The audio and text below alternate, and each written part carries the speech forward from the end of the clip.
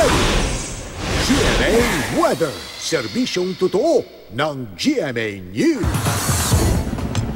Lalo pang lumakas ang bagyong Goryo na isa na ngayong severe tropical storm. Ayon sa Pag-asa, taglay ni Goryo ang lakas ng hangin umabot sa 90 kilometers per hour. Buksong di bababa sa 115 kilometers per hour. Namata ng sentro ng bagyo sa layong 595 kilometers silangan ng Tuguegarao, Cagayan. Kumikilos ito pahilagang kanluran sa bilis na 13 kilometers per hour. Nakataas ngayon ang tropical cyclone warning signal number 1 sa Batanes. Paalala ng Pag-asa, maging I am ready sa mga pagbaha at posibleng landslide dulot ng tuloy-tuloy na pag-ulan.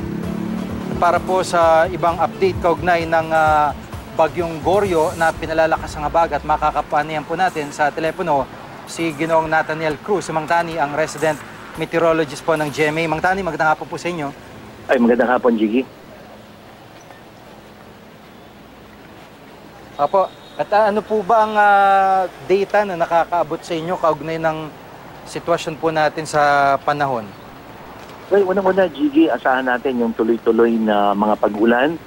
Hindi lang dito sa Metro Manila, kung hindi halos sa malaking bahagi ng Luzon, lalo na yung western section, dahil patuloy yung paglakas ng hangin habagat. At anong dahilan? Yung mabagal na kilos ng bagyong Goryo na nandito sa may silangan ng ating bansa o lalo na sa may Luzon at yung unti-unting paglakas niya, Jiggy. So asahan natin na magtutuloy-tuloy pa yung ulan, kaya doon sa ating mga kapuso na nanonood at nakikinig ngayon ay manatili silang I am ready dito sa Metro Manila dahil maulan at doon naman po sa mga nakatira sa mga bulubunduking lugar, lalo na dyan sa may norte, maging alerto sila sa posibleng pagkakaroon ng landslide. At doon sa mga nakatira sa mga mababang lugar, Jiggy, ay yung posibleng naman, yung pagkakaroon ng baha, Jiggy.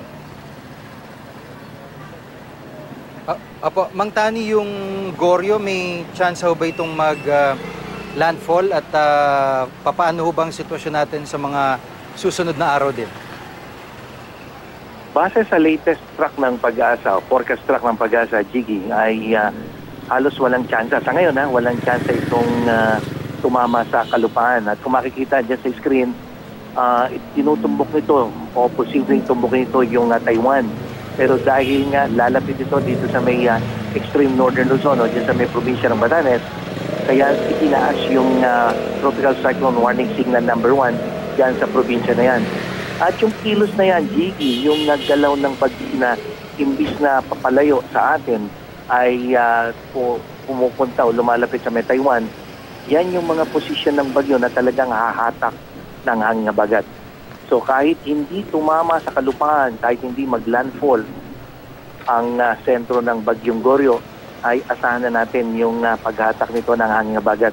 At yun yung pinapaalala natin, kasi pangkaraniwan, kapag hindi tumama yung bagyo sa ating kalupaan, ay medyo nagre-relax yung ating mga kababayan. So dito po sa ganitong pagkakataon, panahon ng habagat, ang bagyo mo ay nandyan sa may silangang bahagi ng Luzon at pupunta pa sa may extreme northern Luzon, nandyan yung yun yung tinatawag natin na classic position ng bagyo na talagang hahatak ng habagat, Jiggy. Apo, ngayon, Mang Tani, dito sa Ross District ay umaambon na ulit. Meron ho bang advisory ang Pag-asa na magtutuloy-tuloy po o paano po ba? May thunderstorm advisory po ba? Ang natin, Jiggy, dahil ito'y habagat yung pinag-uusapan natin, ang ulan yan ay bugso-bugso. Maaaring mamamay nga sandali tulad nung naranasan natin itong mga nakaraang ilang oras, pero pagkatapos na naman ay bubuhos na naman yung ulan. So dapat ang ating mga kababayan na apektado ng mga biglaang pagbaha, maaaring pagka wala ng ulan, bahagyang huhupa yung baha. Pero pag tumuting na naman yung ulan, ay muli na namang tataas ang tubig. Kaya dapat talaga ay manatili sila kung talagang kinakailangan. At gano'n naman yata ang ginagawa ng local government, lalo na din sa Quezon City, na kailangan lumikas sila. Dapat siguro ay makinig sila dahil hindi thunderstorm lamang yung pinag-uusapan natin dito, Jiggy, na pagkatapos ng isang thunderstorm na malakas na ulan ay mawawala na. Ito ay habagat, maaaring walang ulan sa loob ng 1 o 2 oras, pero bigla na namang bubuhos yan at magtatagal yung ulan at maaaring mawala. Sa katunayan, Jiggy, base doon sa ginagamit nating forecasting tool dito sa Metro Weather, asahan natin na mas malalakas na ulan ang aasahan ngayong gabi hanggang bukas yan, Jiggy, dahil sa pinag-iigting panghabagat ng bagyong Goryo at nung isa pang low pressure area na nabuo naman dyan sa may kanluran ng Luzon, although ito ay nasa labas ng Philippine Area of Responsibility. Yan yung nakikita natin ngayon, Jiggy. Kung meron kang monitor dyan, meron kang letter L dito malapit sa southern part ng China at yung bagyo na patungo ng Taiwan. So magtutulong itong dalawang weather system na ito para lalong palakasin yung habagat, Jiggy. Opo, at ang delikado dito, Mang Tani, yung mga areas na binugbog na ng tubig, ng ulan, lalo yung mabundok, yun nga, yung posibilidad ng landslide at talaga mga pagbaha na po.